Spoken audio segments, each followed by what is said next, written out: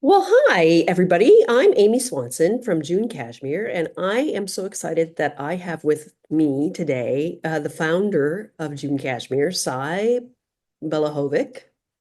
Even all these years, Sy, that I've known you, I still have to pause and how do I pronounce that last name? It's a good one. It's a good one. But Sai is with us from Kyrgyzstan, and I'm in, our headquarters where we sell our yarn in Columbus, Ohio. And well, we're here because we have very, very exciting news, and we're just gonna tell you all about it. Um, and we're just gonna, for those of you who don't know the story of why Kyrgyz Cashmere and then the yarn company June Cashmere exist. We've got Sai here to tell us the journey of what he's done in Kyrgyzstan and what is happening starting tomorrow.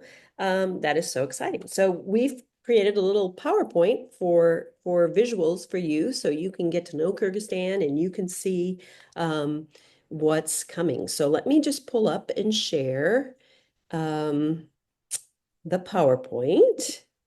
And let's see, share. Here we go. And oh, I gotta, wait a minute. Can't do that. I gotta pull up this first. Then I can come back and go to share. And there we go. And we will put this on play from start. So we've got us both here in the video in the corner, and then we've got this PowerPoint. So Sai, we're just going to start right out, and I'd like you to tell us about Kyrgyz Cashmere that led to June Cashmere, that led to everything that's happening tomorrow. And you can just go ahead and I'll move the slides.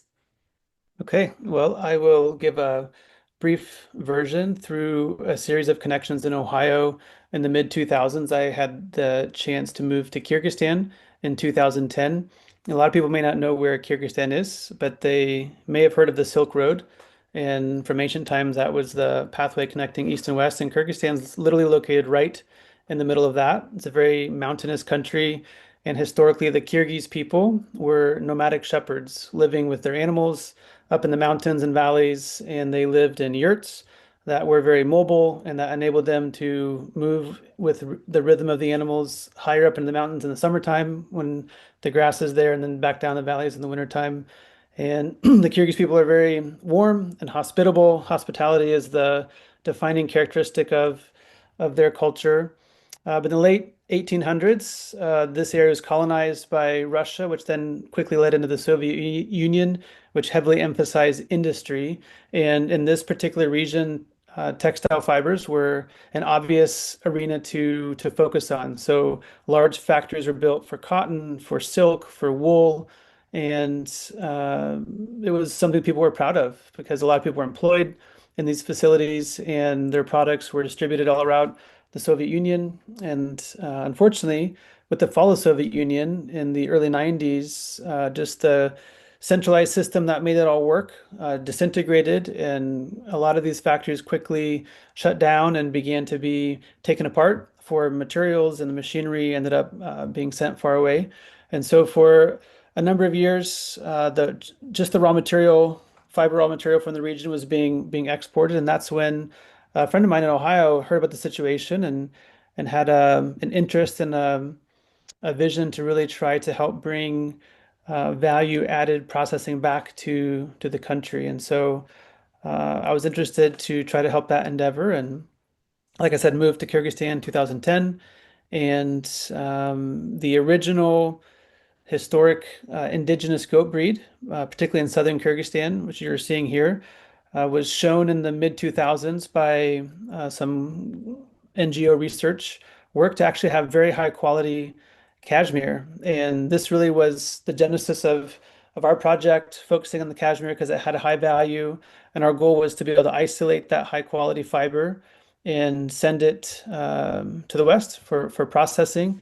And when we first started doing this, we had to work with the shepherds. At the time, they had been influenced to shear the animals in the spring when the fibers molting off the body. But we trained them to do what they originally had done in the past, which was combing. We had combs made and helped distribute them. And this is much better for the goat because it allows their hair to remain on and protect them from the elements, as well as also gives us the chance to preserve the length of the fiber, which is critical for higher quality processing. So in the springtime, as I said, this is when the goats are molting, when the people are combing the goats, people collect that fiber, and then we travel around, our team of buyers, buy directly from the villages and sort by quality grade and are able to give the people a lot higher value than they used to get.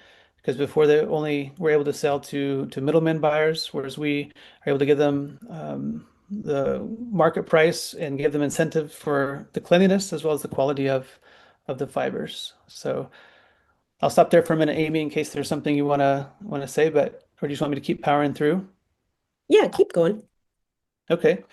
So we began working with this fiber. We sent it to Europe where we processed it into yarn, and that was the genesis of the June Cashmere yarn brand. And Amy and I met pretty early on in that process, and she's been a part of that ever since then and continues to oversee the marketing distribution of the June Cashmere yarn, which some of you I trust are aware of, and a lot of people have really enjoyed.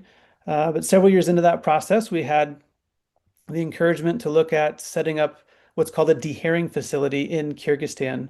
When we collect the fiber, we have to sort it out, make sure there's no contaminants, and then it needs to be washed. And then the second step is called dehairing because, as you remember from the picture of the goats have hair all the time. And then the cashmere is the fine, downy undercoat that they grow in the wintertime to stay warm. In the springtime, the body releases that, and as it's molting out, that's when we comb it. But a lot of the hair and vegetable grass and manure and dandruff and all kinds of stuff is in there as well. And that all has to be separated so that that good soft cashmere fiber can be isolated and ready to be spun into yarn. And so we had the chance to set up this facility. It just took a long time, just having to do the research, raise the capital to get it going. COVID delayed things a couple of years. And so it wasn't until January of 2023 that we were able to open our facility and have been operating it ever since then, producing dehaired material, which some of which ends up as a June cashmere yarn, and then other dehaired we sell globally to other yarn spinners that then make their own products with it. So one Yeah. of the interesting things in the last couple of years as well is the chance to also work with camel fiber from the broader region of Central Asia. And I have just really been fascinated with camel fiber. These animals live in incredibly harsh conditions, super hot in the summer, super cold in the winter, and this fiber enables them to survive in that. And so I just have really been fascinated.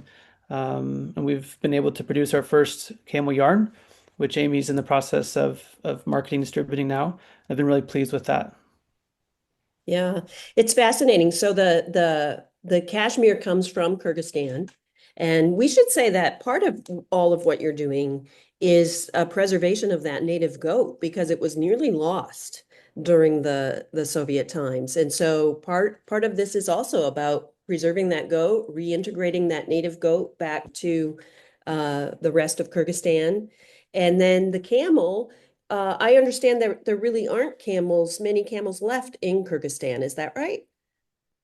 Yeah, just the topography of Kyrgyzstan, because it's so mountainous, is not as ideal of a environment for them to be around in large numbers. But there's still some, and in the past, people use them to um, take their yurts up into the upper valleys in the summertime, and so some of them just have been kept around. But they're more population in the broader flat desert regions in the broader expanse of Central Asia. Yeah.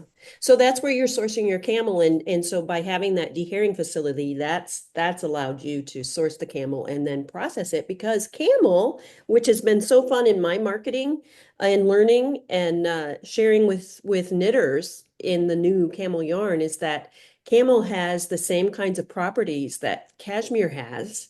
It's just is less expensive fiber to work with, but it's that downy undercoat that also right? Molts off and is Mhm. collected and Yeah, it's very similar, same principle. It's just different animal and slightly different characteristics, but actually much more similar than different, just based on the length and the fineness of the material. And as I understand, I've read different things, but as I understand, it may even just be a touch warmer than cashmere just in terms of its insulating properties. And people here, particularly in the marketplace in the wintertime, there's a lot of outdoor markets and people use it for socks and to wrap around their waist to keep warm just because they're out in the cold all day long. And so Yeah. that's kind of proof in the pudding that it works. Yeah. So that's amazing. So these beautiful, two beautiful fibers that in this journey of what Sy has done has sort of led us to a new moment. So I'll have to say, Sy mentioned that I came into this early on, and it was I was looking for a new career, and I wanted to work in textiles, and I was blown away the moment that I met Sy. Sy just had the cashmere yarn he was introducing, and it was just four colors, and I just the respect I have for this journey. What, 2010, did you say you started out? Yes.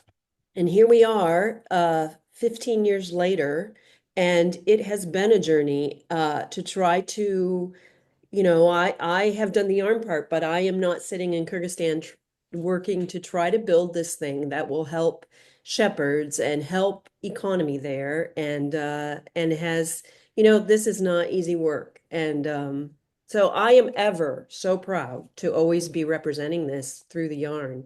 But what is so exciting is the next step. And so Sai, tell us what's happening now. So yeah, we, as we've explained, started with the yarn and then had the chance to do this facility. And opening the deherring facility was exciting. And we envision focusing on that for a period of time and just really trying to grow into that and then to expand the volumes that we're working with. And just the last couple of years with global events, the cashmere industry in general, and particularly at that level of dehaired in particular, has just had a lot of challenges. And so it's kind of pushed us to accelerate looking to develop them to the next level and begin taking some of these dehaired fibers that we've made and putting them into finished products that we can then begin to sell and make the fiber accessible as a usable product to a wider audience. So the first um, effort to do that is going to be starting tomorrow, September 30th, in the form of a Kickstarter, which is a really ideal format for us just to begin to make a variety of products and let the public interact with it and then use that as a stepping stone to move forward. So we have a number of products I think Amy will be able to share with you. A cashmere hat and a beanie hat, and then a cashmere sweater as well. And I know Amy's had a chance to see those and touch them, and so I'll let her, kind of share with that as well. But and then Yeah, also I'll go back to, oh yeah, a camel throw blanket for the couch, a woven camel blanket. yeah. Yeah, so I've got a couple of the things here. The rest of these items, the hat and the sweater, had to go to the photographer, but I gasped when I got to see the hat and the sweater live. Um, and so what I want to say about, well, first of all, I'd like you all to notice what I am wearing, because this is our, this arrived from, if you're a knitter, this was designed by Nora Gaughan, and she's just a very well-known, just beautiful knitwear designer. 2017, this little poncho arrived, and I'll just stand up a little so you can see it. I have worn this, people, 2017. Since then, I take it to all the shows. I wear it all the time. I rub it all the time because I'm trying to like make it be bad. I've washed it a few times, and this looks the same as it did the day it arrived from the designer. And I tell you that because people in this country especially have a very different experience with cashmere. And well, we with June Cashmere, we do a knitting together every other Sunday. And my group there, one of the gals, I was telling him about this Kickstarter, and one of the gals says, I just tried to buy a sweater from a very high-end department store the other day. And she said, I got it home. It was on sale. I got it home and I took the pin out where the tag was. And I and when I took it out, it like the yarn had broken, and she thought, oh, well, I can fix that because she's a knitter. And she went to fix it and she said it just disintegrated. And so she took it back. And that's what people have had experience with in cashmere but our cashmere has been so different because tell us what you send to the mill that tends to be different for the knitter and now this particular garment line. I mentioned earlier just how important the length of the fiber is. And so from the point of collection, it's really important to preserve that together. And then just in the process of all the steps that the fiber goes through, as it goes to all the machines, it can tend to be shortened. And so trying to really preserve all the way through the length of the fiber, because if you think about a woman with long hair that, braids it together and how strong that braid is because it has all those times where it's been kind of looped together. Whereas if you take, like my hair, as short as it is, and try to, braid it together, it'd very easily come apart just because it doesn't have enough attachment to itself. And so we really try to emphasize the length. And then in the British style of spinning, they tend to spin it a bit tighter at the beginning, and that allows the yarn to really keep its definition. But it does bloom over time, like Amy said, just through use and through occasional washing it. It does kind of create this halo, soft, very pleasurable, just Feel. softness to touch, but without losing its fundamental stitch definition and look, which is for us a high value because we realize it's an investment and we really want our products to be, the idea of an heirloom that'll last for a long time and keep its look and be usable for a long time. And so that's the way that we've chosen to try to position the fiber to maximize its benefits and usability for the end user.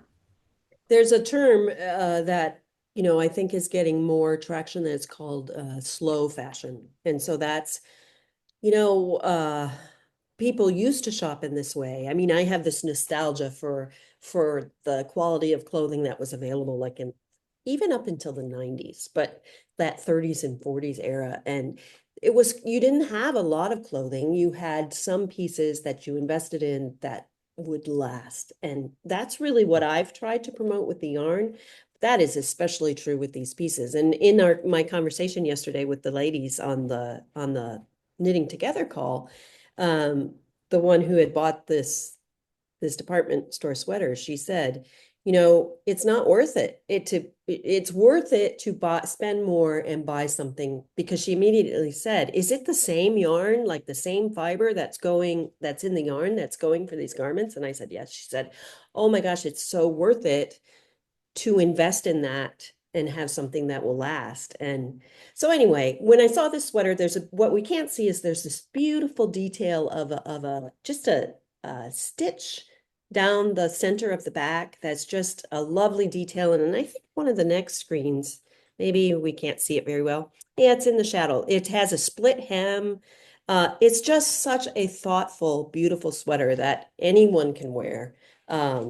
It's gender neutral, so men or women. But anyway, that's just beautiful. I'm going to put up the screen with well, I'll leave that. Let's see. I'll put up the screen with the how you can be involved in the Kickstarter. Let me minimize or move this in case this is what people are seeing. So there's a direct link. I'll put this in the description as well. Sign up for the email, follow on social media. Please tell anyone and everyone who might be interested. This Kickstarter starts tomorrow, the 30th. I have when I stop this PowerPoint, I have a few more products to show you that will be in it. And it goes how long, Sy? For 30 days. So basically to the end of October. Very cool. So yes, please. This will really help us be able to move to the next step to keep this, incredibly, in my view, incredibly value project going that is just very important. I don't want personally that the only thing available to us comes from 6 major huge places. Like these enterprises that are doing this intimate work. And we know, Sy knows and his people know shepherds by name. And this is just the human connection that is bringing, the heritage of a people, the Kyrgyz people, to us, and the opportunity for us. I know with the yarn as makers, for us to be able to use this, when I'm making and knitting with the yarn, I just feel such honor to be able to do that. And I think in wearing these items, owning and wearing these items, um, you should have the same feeling. You're a part of this really important work. But let me stop sharing, and I just want to show you a couple of things that I have. So also in the Kickstarter, I had the privilege of testing and having for a few months the blanket. So there is a camel blanket. This is all camel, and I've been using it and putting it on my lap every night, even in the air conditioning, because I'm trying to do the same like I do with the Noragan poncho and run it through its mill. So the blanket is just this beautiful, huge, we'll get a little close up of the weave structure. Yeah, there it is. Camel woven blanket. It is so warm and comfortable. There's this lovely fringe on the end, and it's huge. You can lay it on your body, so your whole body can stay warm. And but the thing about cashmere and camel is that they also have this property of being thermal regulating. So, Sy, tell us a little bit about that. Well, I mentioned earlier, but it's particularly with the camel, how they exist in continental climates where it's very hot and very cold, and so their coat basically functions as a way to maintain and regulate their core temperature in a way that's not overwhelming either way. So people find that these fibers perform a similar function that they can, yeah, even in the spring and fall, it can be comfortable, and then dead of winter, it can be comfortable. Yeah. Yeah. So, yes, this is wearing very well. And the care for your garments will be with the sweater and the hat and the scarves that I'm going to show you next. Hand wash those, and you'll get a card that explains that. Don't be afraid to hand wash. Again, the card explains that. On our site, June Cashmere, we have a blog post that tells you how to take care, but it's just gentle hand washing. The blanket is so big. I would say hand wash because it's a natural fiber, but the blanket is so big, it makes it harder to hand wash. So if you ever want to clean it, I probably would just say air it out in the sunshine now and again. But just because if it's how big it is, I would send that to the dry cleaner. Hating saying that because natural fibers really really do better just with a gentle wash, hand wash. So the other thing that is in the our scarves in the Kickstarter are scarves. So they come boxed up and they're just beautiful. And um, I'll just show you, I have some, again, I'm going to show you how they wear that my husband and I have worn. So there's a scarlet color and there's a slate color. And here's the slate color. So they're beautiful colors. So we've had these for a couple of years, and I knocked them off the table, sorry, when I was playing with the blanket. But okay, my husband and I have worn these for several years, and I just took them when I store these things in the summer when we're not wearing them. I store them in a cotton bag that zips up, so I don't want creatures to get them, like the moths or anything. So I do protect them that way, and I would recommend that for your cashmere items that you wear, the hat or the sweater, store them that way in the winter. But um, yeah, I've washed this a few times. It obviously was folded up. I just grabbed it out of my zip cotton bag in my closet. Um, it looks like it did, other than the wrinkles, when we bought them. And we have worn these and worn these and worn these. And I will tell you, my husband and I love to wear these around the house, even in the winter, because having that fiber, that cashmere fiber, or the camel in the blanket, that thermal regulating component plus the warmth, it's like we are so much more comfortable. We have a 1930 house, so it's leaky, and and so it can get chilly. And we are just so comfortable when we wear these. But yeah, I mean, it look other than like I say, I didn't iron it.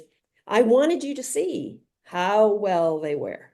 So um, these truly are garments that last, and I'm really excited about this next step. And I hope that everyone will support the whole endeavor here during this next month.